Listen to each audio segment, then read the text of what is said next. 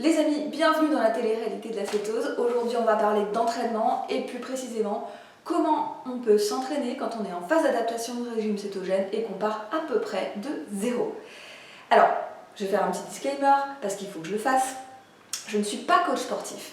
Je ne suis pas habilitée à vous conseiller des entraînements. Je ne suis pas habilitée à vous montrer comment on réalise certains exercices. Je ne suis pas du tout sûre de les faire correctement. Simplement, moi, je suis consciente d'un certain nombre de contraintes que le régime cétogène impose à votre entraînement. Je l'ai déjà dit des milliards de fois sur cette chaîne, mais en phase d'adaptation, vous ne pouvez pas vous permettre de faire du cardio, de faire des hit training trop intenses, de faire des tabata. Je l'ai dit des milliards de fois, et pourtant en coaching, je vois toujours des milliards de gens qui continuent d'en faire et qui ne comprennent pas pourquoi leur glycémie est trop élevée le matin à jeun. En phase d'adaptation, vous ne pouvez pas vous permettre de faire des entraînements qui vont stimuler trop de cortisol et faire monter votre glycémie. C'est typiquement le genre d'exemple qui montre que pour s'entraîner en régime cétogène, en phase d'adaptation du moins, vous ne pouvez pas faire n'importe quoi. Et du coup, vous vous dites, bah ok, mais qu'est-ce que je fais alors? Comment je m'entraîne?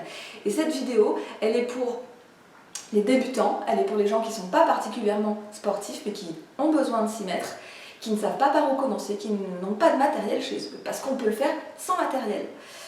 Donc, 3 étapes pour commencer.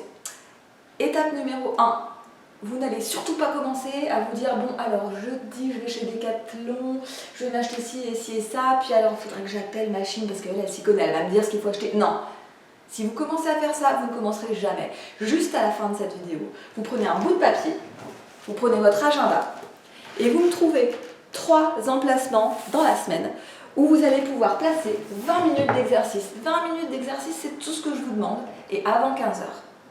Et une fois que vous avez trouvé vos 3 emplacements, vous vous committez. Vous le dites à qui vous voulez, à votre famille, à votre copain, à vos collègues de bureau, à vos voisins, vous vous committez à le faire. Et c'est l'étape la plus difficile. Étape numéro 2, il va falloir trouver quoi faire.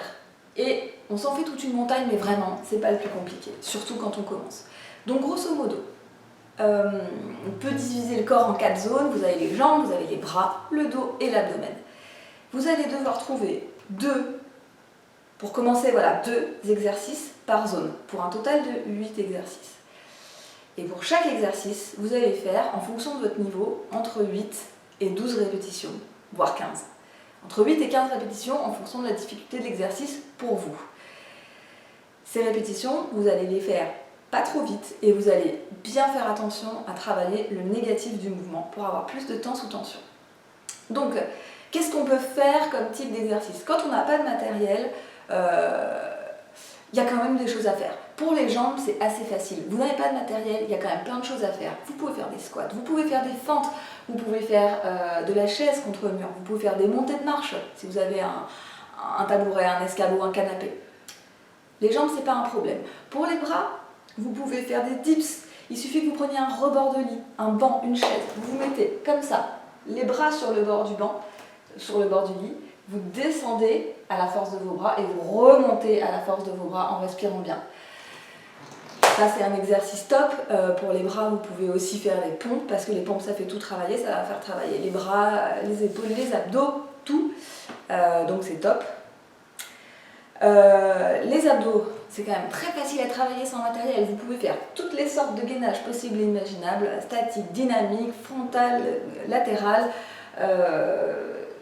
Il y a tout un tas d'exercices à faire pour les abdos. Vous n'êtes pas obligé de faire des crunchs. Et vraiment, YouTube regorge d'idées là-dessus. Il y a plein de youtubeuses et de youtubeurs qui font des trucs super. Allez voir. Pour le dos, c'est un peu plus compliqué de trouver des exercices à faire pour le dos sans matériel, mais par contre, vous pouvez remplacer par des exercices qui font tout travailler, donc les pompes, les burpees, alors les pompes, si vous ne savez pas les faire au début à la régulière, vous pouvez les faire contre un mur. C'est pas très compliqué. Vous vous mettez contre un mur, vous vous écartez, et vous descendez et remontez, et vous allez voir, ça fait bien travailler quand même. Voilà. Et vous travaillez de cette façon pendant 20 minutes. Vous voyez ce que vous arrivez à faire pendant 20 minutes. Pendant les 2 premières semaines, ça va suffire. Et 3e étape, Une fois que vous aurez fait vos 2-3 premières semaines, vous allez améliorer votre routine. Donc vous allez l'améliorer comment? Vous allez augmenter le nombre de répétitions. Vous étiez à 8, vous passez à 10. Vous étiez à 10, vous passez à 13. Et vous allez voir que du coup, le temps de l'entraînement va augmenter. Ou vous augmentez le nombre de tours. Vous arriviez à faire 2 tours complets, et ben vous en faites un 3e, ou alors un demi. Et si vous voulez, vous pouvez ajouter du matériel. Alors, qu'est-ce qu'on peut acheter? Moi, j'ai acheté beaucoup de trucs et aujourd'hui, avec le recul, il y a certaines choses que je trouve plus utiles que d'autres. S'il n'y avait qu'une seule chose à acheter, vraiment, ce serait ça. Ça serait les élastiques. Il me semble que ça coûte pas plus que 10 € la pièce. Il y en a chez Decathlon, il y en a sur le net, il y en a partout. Avec ça, vous pouvez faire 1000 trucs. Vous pouvez augmenter la résistance sur vos pompes. Vous pouvez augmenter la résistance sur la chaise ou le mur. Vous pouvez faire des biceps avec. Vous pouvez faire du dos. Vous pouvez faire des pecs. Vous pouvez faire des épaules. En fait, il y a vraiment plein de trucs qu'on peut faire avec ça. En plus, c'est génial parce que ça se fourre dans une valise. Quand vous partez en vacances, vous le prenez avec vous, ça ne pèse rien. Ça ne prend pas de place chez vous. Enfin, c'est vraiment le top. Pour 20 €, vous avez vraiment de quoi augmenter votre qualité d'entraînement. Deuxième chose que j'achèterais si j'étais vous, c'est une Swiss Ball. Parce que on peut faire plein de trucs au niveau des abdos sur la Swiss Ball. On peut améliorer tous les gainages, tous les mountain climbers. On peut faire plein de trucs aussi pour les jambes et pour les ischios sur ce genre de balle. Et honnêtement, si vous faites le tour de votre immeuble, je suis prête à parier que vos voisins en ont chez eux. Qui peuvent vous la prêter. Je suis presque prête à parier aussi qu'ils peuvent vous la vendre parce qu'ils s'en servent pas. Parce que de manière générale, les gens sont laxistes. Donc ça, c'est un très bon achat et voilà, ça coûte rien. Et vraiment, essayez d'en récupérer chez vos voisins. Et vous pouvez aussi... Alors, vous pouvez acheter des poids si vous voulez. Mais le problème avec les poids, c'est que c'est voué à être trop juste. C'est-à-dire que vous allez acheter des poids de 3 ou 5 kilos et puis rapidement, ça va plus suffire, il va falloir en racheter d'autres. Donc soit vous achetez un set qui s'adapte, soit vous achetez les premières haltères et puis après vous verrez bien ce que vous voulez faire. Et dernière chose, qui coûte un petit peu cher mais honnêtement c'est un très bon investissement, c'est le kettlebell. Donc le kettlebell, ça permet entre autres de faire un mouvement qui s'appelle le kettlebell swing.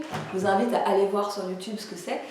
Moi c'est un mouvement que j'ai découvert avec Tim Ferriss et quand dans une journée on n'a pas le temps, même pas le temps pour ces 20 minutes, et qu'on n'a que 5 minutes le matin, et bien 5 à 10 minutes de série de kettlebell swings, mais c'est la magie quoi. Ça fait travailler le dos, ça fait travailler les bras, ça fait travailler les jambes, c'est des abdos. En fait, si c'est fait correctement, le kettlebell swing, ça vous fait tout travailler. Et en 5 minutes, enfin, vous n'avez pas perdu vos 5 minutes, vous avez optimisé. Donc oui, ça coûte un peu cher, mais ça vaut le coup. Prenez pas un trop petit kettlebell. Je pense qu'un minimum vraiment un minimum de 8 kg pour une femme, même 10-12, ça serait mieux. Parce que si vous prenez trop léger, rapidement ça va plus servir à rien et vous ne ferez pas correctement le mouvement. Voilà, n'oubliez pas que c'est mieux de faire votre entraînement avant 15 h. Après 15 h, ça va trop augmenter le cortisol et je vous invite à prendre votre glycémie une demi-heure après votre entraînement. Voilà, je crois que j'ai largement mérité un petit like sur cette vidéo et à très bientôt dans la télé-réalité de la cétose.